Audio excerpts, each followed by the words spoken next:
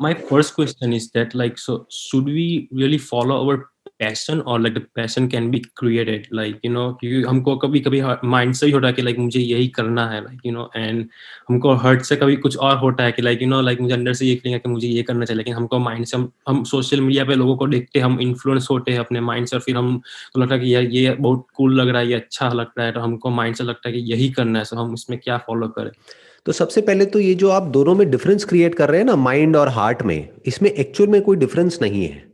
क्योंकि अंदर जो भी आपके थॉट्स आते हैं वो सारे ब्रेन में ही आते हैं। तो अगर मैं आपसे पूछूं ये थॉट कहाँ से आ रहा है, आपके दिल से आ रहा है, दिमाग से आ रहा है, तो आप कंफ्यूज हो जाओगे। आप कहोगे यार ये क्या मतलब हुआ, दिल क्या है और दिमाग क्या है, उसको डिफाइन कैसे करोगे? और दिल तो कुछ भी करता है। दिल तो कभी दारू पीने का करता है, कभी सिगरेट पीने का करता है। दिल तो सारे उल्टे सीधे काम करने का करता है। तो आइडियली आपको लाइफ में कभी भी अपने दिल की नहीं सुननी चाहिए। ये थॉट माइंड में लाना ही नहीं चाहिए कि मुझे दिल के हिसाब से चलना है। Use your brain, use thought, use your logic. अगर दो ऑप्शंस आपके माइंड में हैं तो पहले उसको पेपर पर लिख दो कि छोटे से छोटे लेवल पर ये जो दो ऑप्शंस हैं, इसके एक तो अपने क्या प्रोज एंड कॉन्स है। तो एक पेपर हो गया, उसमें ऑप्शन 1 हो गया, ऑप्शन 2 हो गया।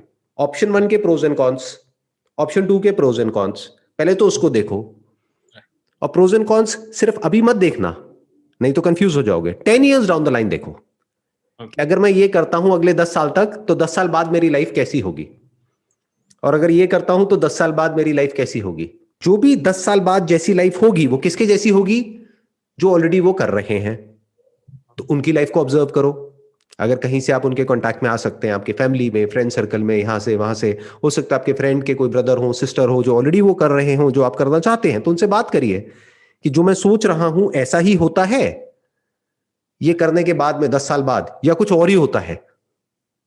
तो एक तो आपको प्रैक्टिकली समझ आएगा कि एक्चुअल में क्या होता है। उसके बाद में आपको क्या करना होगा, छोटे से छोटे लेवल पर उसको प्रैक्टिकली करके देखना होगा। जैसे आप एग्जांपल दोगे मेरे को, दो पैशन कौन से हैं, जैसे फॉर एग्जांपल अगर आप शेयर करना चाहते हो तो। One is like first generate money from, let's say, stock market, something like, then put in, like, invest somewhere, like just like entrepreneurship or something like that. And other is like maybe doing some job, like just government job or something like that. These are like two different things and poles apart. तो लिखो आराम से एक paper के ऊपर, दोनों के बीच में एक लाइन खींचो, दोनों के अपने प्लस माइनस देखो। जैसे गवर्नमेंट जॉब के अपने प्लस माइनस है, स्टॉक मार्केट के अपने प्लस माइनस है। इनफैक्ट ये दोनों ही प्रोफेशन जो आपने बोले हैं ना, ये अपने आप में बिल्कुल ही ऑपोजिट है। एक तरफ है रिस्क बहुत ही ज्यादा है, जिसकी हम स्टॉक मार्केट की बात करते हैं, फ्लक्चुएशंस बहुत ही ज्यादा है। और गवर्नमेंट जॉब में रिस्क कुछ भी नहीं है अगर हो गया तो, और फ्लक्चुएशंस ना के बराबर है। तो दोनों में बड़ा डिफरेंस है। एक जगह आप कंट्रोल में रहोगे, जहां पर आप स्टॉक मार्केट की बात कर रहे हो, वहां पर जो सही है वो भी आपका है, गलत है वो भी आपका है, प्रॉफिट भी आपका है, लॉस भी आपका है। गवर्नमेंट जॉब की बात करी जाए तो आपके हाथ में लिमिटेड कंट्रोल होगा, क्योंकि ऊपर से आपको इंस्ट्रक्शंस आएंगे जिनको आपको फॉलो करना होगा। तो इस तरह से जब आप देखोगे तो हो सकता है अब आपको क्लैरिटी आती चली जाएगी। जैसे अभी मैंने जो भी बातें बोली उससे आपको थोड़ी सी क्लैरिटी आई होगी। ऐसे ही अगर एक पेपर पेन लेकर के आप लिखोगे, तब आप देखोगे कि अगले 10 साल बाद, 20 साल बाद मैं अपनी लाइफ को किस तरह से देखता हूं। Do I want to make it an adventure, तब तो गवर्नमेंट जॉब आपके लिए नहीं है, because it is not adventurous for that matter.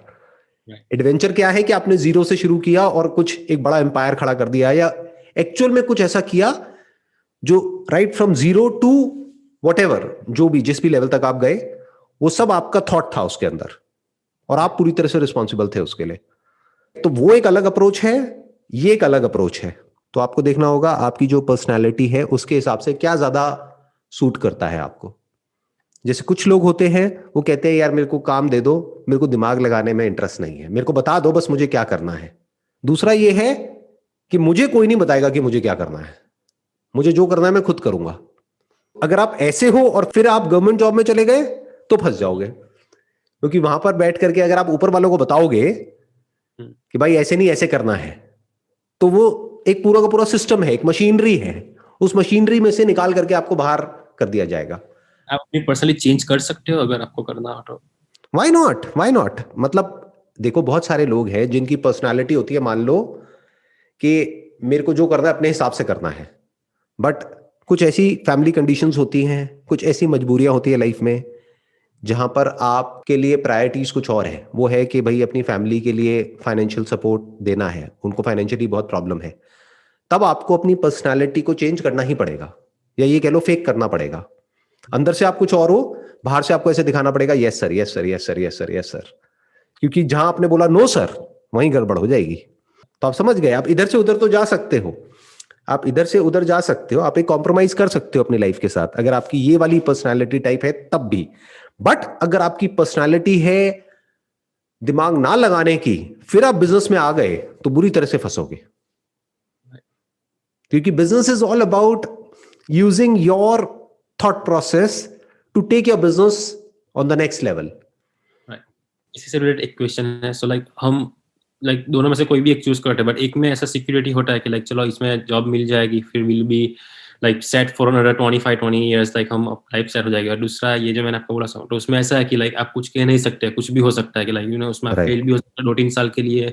आपको रियली अपना माइंड एंड सब कुछ पूरा फोकस होना चाहिए, डिस्ट्रैक्ट नहीं हो सकते आप। Like it's like very like I have seen people like मैंने बहुत इसमें भी सर्च किया कि लाइक 2-3 साल के लिए फर्स्ट फेल ही लाइक पीपल, क्योंकि आपको बहुत लाइक इमोशनली साइकोलॉजिकल वो सब भी उसमें बहुत, क्योंकि स्टॉक मार्केट में क्या है कि लाइक साइकोलॉजिकल आई थिंक 70% है, और like I think trading and वो सब like like technical like analysis and वो सब लाइक वो सब लाइक 30-40% आई वुड से। सो उसमें क्या करना चाहिए, लाइक हमको पूरा लाइक हमको एडवेंचर पे जाना चाहिए, आई मीन पर्सनली पे आता है वो वापस, बट लाइक देखिए इसमें जरूरी नहीं है ये आइदर और हो, आप दोनों काम एक साथ भी कर सकते हो, क्योंकि जो स्टॉक मार्केट है that is not a full time job. अगर आप पूरे टाइम खरीदते रहेंगे बेचते रहेंगे तो लॉन्ग टर्म में आपके पैसे बनाने के चांसेस बहुत कम है। बट अगर आप लॉन्ग टर्म इन्वेस्टिंग की जो स्ट्रैटेजी है जो वॉरेन बफे ने फॉलो करी या उनके जो गुरु थे बेंजामिन ग्राम उन्होंने फॉलो करी, तो अगर आप उस स्ट्रैटेजी को पकड़ करके काम करते हैं तो उल्टा आपको ज्यादा टाइम देने की जरूरत है ही नहीं, क्योंकि एक बार आपने आइडेंटिफाई कर लिए कुछ स्टॉक्स तो आपको बार बार उसको खरीदना बेचना नहीं है, बार बार देखना नहीं है कि अभी ऊपर चला गया अब नीचे चला गया, ले करके भूल जाना है 10-20 साल के लिए। हाँ बस ये देखते रहना है ब्रॉडली कि भाई कंपनी में कोई और मेजर इशू तो नहीं आ रहा है, तो that is like passive investing, that is not active investing. तो अगर आप पैसिव इन्वेस्टिंग कर रहे हैं तो वो आप गवर्नमेंट जॉब के साथ भी कर सकते हैं, तो दोनों काम साथ में भी कर सकते हैं, you can get the best of both worlds. और प्लस इन्वेस्ट करने के लिए पैसा भी तो होना चाहिए, जब पैसा कमाओगे तभी तो इन्वेस्ट करोगे, अब वो चाहे जॉब से कमाओ चाहे बिजनेस से कमाओ, तो दोनों काम साथ में भी हो सकते हैं।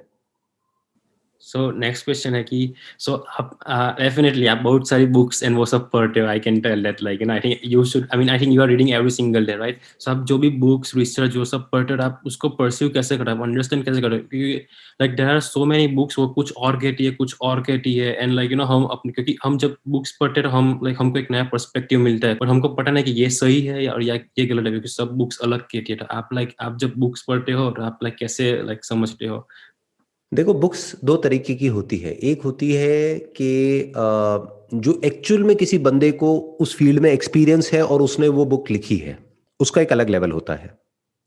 दूसरे तरह की बुक्स होती है जिसको खुद को कोई प्रैक्टिकल एक्सपीरियंस नहीं है उस फील्ड में, बट उसने उस फील्ड से रिलेटेड 10 बुक्स उठाई, उसमें से थोड़ा थोड़ा कंटेंट निकाला, उसकी लैंग्वेज को चेंज किया ताकि कॉपीराइट इश्यूज ना हो, और लेकर के अपनी एक बुक निकाल दी।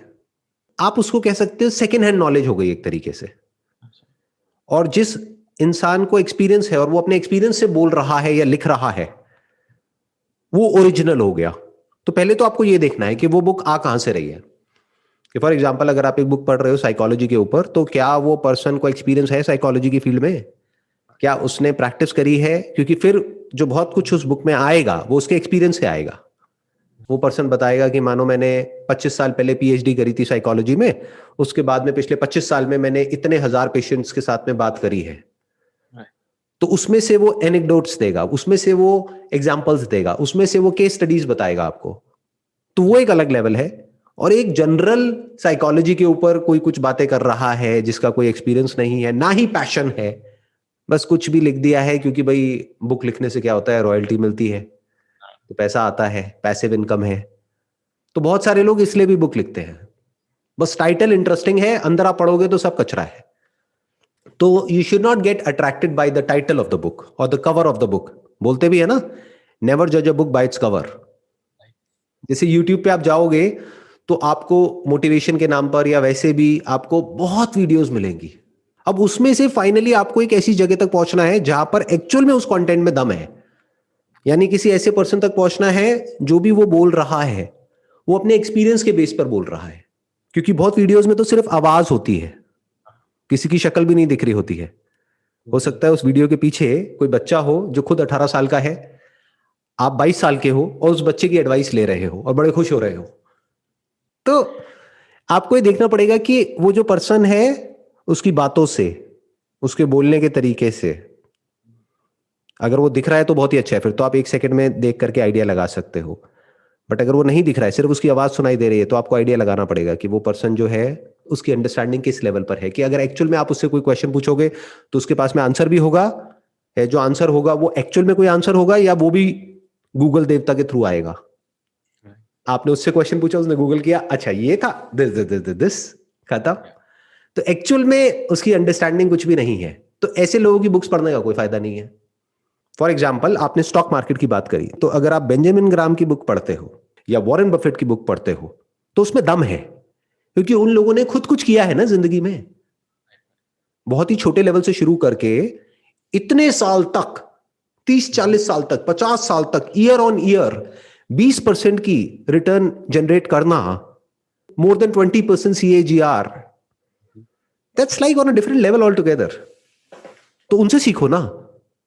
बट स्टॉक मार्केट के ऊपर ही आपको लाखों बुक्स मिल जाएंगी ऐसे लोगों की जिनको आपसे भी कम एक्सपीरियंस है स्टॉक मार्केट में, बट उनका टाइटल बड़ा इंटरेस्टिंग है, the sure short way to double your money within 1 year. अब आप कहोगे यार ये बड़ा सही बंदा है, जो वॉरेन बफेट का तरीका है उसमें तो बहुत साल लगेंगे, पूरी जिंदगी लग जाएगी, इससे अच्छा है ये शॉर्टकट बढ़िया है ना, 1 साल में पैसे को डबल करो।